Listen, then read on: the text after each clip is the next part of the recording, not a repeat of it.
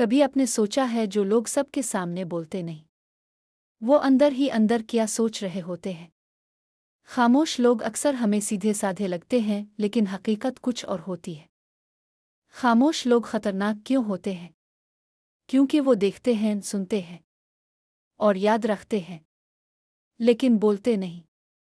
خاموشی کمزوری نہیں ہوتی، یہ ایک طاقت ہے، ایسی طاقت جو دوسرے محسوس نہیں کر سکتے۔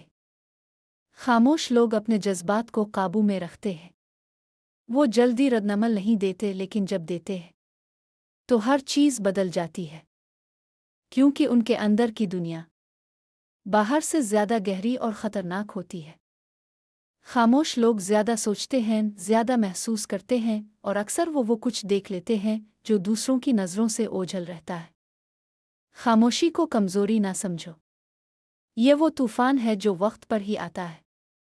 اس لیے اگر آپ کے آس پاس کوئی خاموش ہے تو اسے نظر انداز مت کیجیے، شاید وہ آپ سے زیادہ سمجھدار اور خطرناک ہو۔ آج کی ویڈیو میں بس اتنا ہی، ملتے ہیں کسی اور مزیدار ویڈیو کے ساتھ۔ خدا حافظ۔